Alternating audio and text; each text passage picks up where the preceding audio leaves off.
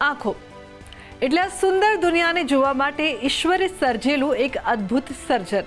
પરંતુ કોઈની આંખો કાળી તો કોઈની ભૂરી, કોઈની માંજરી કેમ? જ્યારે તમે પહેલી વાર કોઈને મળો છો ત્યારે તેમની આંખો ઘણીવાર તમારું ધ્યાન ખેંચે છે. દરેક આંખની પોતાની એક અલગ કહાની હોય છે. આંખોનો રંગ માત્ર સુંદરતામાં વધારો જ નથી કરતો, પરંતુ તે વિજ્ઞાન અને જેનેટિક્સનો પણ એક કમાલ છે. ચાલો જાણીએ કે આંખોના રંગ પાછળનું શું રહસ્ય રહેલું છે. આંખનો રંગ મેલેનિન અને જેનેટિક્સ દ્વારા નક્કી થાય છે. આંખનો રંગ આંખની કીકીની આસપાસની રંગીન રિંગ જેવી રચના આઇરિસ દ્વારા નક્કી થાય છે. મેલેનિન નામનું રંગદ્રવ્ય આમાં મુખ્ય ભૂમિકા ભજવે છે. ભૂરી આંખોમાં વધુ મેલેનિન હોય છે, જે પ્રકાશને શોષી લે છે અને ઘાટો રંગ આપે છે. વાદળી આંખોમાં ખૂબ ઓછું મેલેનિન હોય છે અને તેમનો રંગ ટિન્ડલ અસર દ્વારા રચાય છે. જેમ આકાશ વાદળી દેખાય છે, વાદળી પ્રકાશ વિખરાયેલો હોય છે અને ઓછા મેલેનિનના કારણે આ રંગ પ્રભુત્વ ધરાવે છે. લીલી આંખો મેલેનિન અને પ્રકાશ વિખેરવાના સંતુલન દ્વારા રચાય છે, જ્યારે હેઝલ આંખોમાં મેલેનિનનું અસમાન વિતરણ પ્રકાશ સાથે રંગ બદલાવ લાવે છે. જેનેટિક્સનો જાદુ. પહેલાં એવું માનવામાં આવતું હતું કે આંખનો રંગ એક જ જનીન દ્વારા નક્કી કરવામાં આવે છે, જેમાં ભૂરા રંગ વાદળી રંગ પર પ્રભુત્વ ધરાવે છે.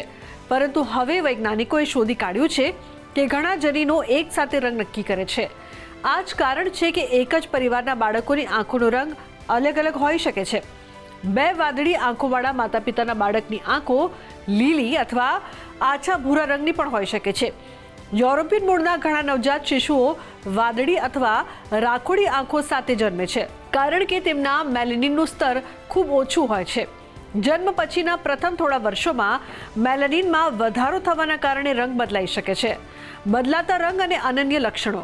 પુખ્ત વયના લોકોમાં આંખોનો રંગ સામાન્ય રીતે સતત રહે છે, પરંતુ તે પ્રકાશ, કપડાં અથવા કીકીના કદ સાથે બદલાતો જણાય છે.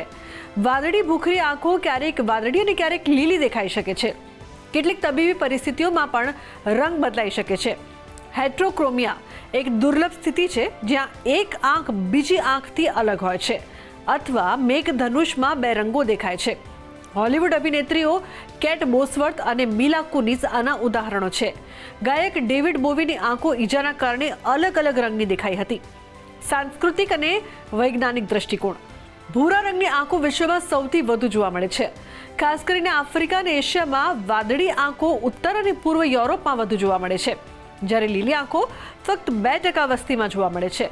ભારતમાં ભૂરા અને ભૂરા રંગની આંખો સામાન્ય છે. આંખો ફક્ત જોવાનું સાધન નથી, પરંતુ લોકોને એકબીજા સાથે જોડવાનું માધ્યમ છે. આંખોની દરેક જોડી એક અનોખી કહાની કહે છે, વંશ, સંસ્કૃતિ અને પ્રકૃતિના અજાયબીઓની. વાદળી, લીલો, ભૂરો કે બીજું કંઈ, દરેક આંખમાં એક નાનું બ્રહ્માંડ રહે છે. બાળકોમાં દરેક અલગ અલગ બાળકમાં અલગ આંખનો કલર કઈ રીતના આવી શકે, તો એના મૂળ 3 કારણ હોય છે. પહેલું કારણ છે જેનેટિક, બીજું કારણ છે મેલેનિન પિગમેન્ટેશન અને ત્રીજું કારણ છે આઈમાંથી લાઇટ સ્કેટર થવી. જેનેટિક છે કે જેમ કે મધર ફાધર છે એ લોકોના જીન્સ, એમાંથી એવું નથી કે માતા પિતાનું બ્રાઉન કે બ્લુ કલરની આઈ છે તો બાળકની પણ એવી જ હોવાની છે. મલ્ટિપલ જીન્સ જેમ કે OCA2, HERC2 એવા જીન્સ રિસ્પોન્સિબલ હોય છે, અને પોલિજેનિક રિસ્પોન્સિબિલિટીના કારણે કોઈ એક કલર બાળકની આંખમાં આવે છે, જે માતા પિતાની આંખના કલરથી અલગ પણ હોઈ શકે છે. આ કલર સાથે સાથે સેકન્ડ ફેક્ટર છે મેલેનિન પિગમેન્ટેશન. મેલેનિન એટલે આપણી આંખ ચામડી પર જે કલર માટે જે પિગમેન્ટેશન લાવે એવું એક પદાર્થ હોય છે. આઈરિસ જે હોય આંખની પૂતળી, એની અંદર જે પિગમેન્ટેશન હોય એ ઓછું હોય જન્મતી વખતે, ને ધીરે ધીરે વધે. મેલેનિન પિગમેન્ટેશન એ આઈરિસમાં કેટલું આવે છે એના આધાર ઉપર આઈરિસનો કલર ડિસાઇડ થાય. અને ત્રીજું કારણ છે કે લાઇટ સ્કેટરિંગ. આંખ ઉપર જ્યારે નોર્મલ બહારથી લાઇટ પડે તો એ લાઇટ જ્યારે રિફ્લેક્ટ થાય અને એ સામેવાળાને દેખાય, એના બેઝિસ ઉપર આંખનો કલર દેખાય. આઈરિસનું સ્ટ્રોમા છે બ્લુ ને એ લાઇટને થોડું વધારે રિફ્લેક્ટ કરી દે છે. અને બાળકની જન્મતા આંખ જોઈએ તો ઘણી બધી વાર આપણે જોઈએ કે બ્રાઉનિશ કાં તો ગ્રેઇશ કે ગ્રીનિશ દેખાય, પણ સમય જતાં જતાં એમાં કલર એટલે મેલેનિન પિગમેન્ટેશન વધતું જાય અને એનો કલર ડાર્ક બની શકે છે. એક બાળક જન્મે ત્યારે જે એની આંખનો કલર હોય છે એ પરમનન્ટ નથી હોતો.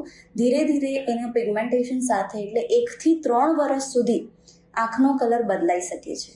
તો આ 3 મેઇન કારણ છે જેના કારણે કોઈ પણ વસ્તુની, કોઈ પણ બાળકની આંખનો કલર ડિસાઇડ થાય છે. તો આજના અમારા આ અહેવાલમાં બસ આટલું. ફરી મળીશું એક નવી અને મહત્વપૂર્ણ જાણકારીની સાથે. પરંતુ આ વિડીયોને આપ ખાસ લાઈક કરજો અને વધુમાં વધુ શેર પણ કરજો, જેથી વધુ લોકોને એ પણ ખબર પડી શકે કે આંખની પાછળના રંગ પાછળની શું કહાની છે, શું કારણ છે કે દરેક વ્યક્તિના આંખનો રંગ અલગ અલગ હોય છે. નમસ્કાર.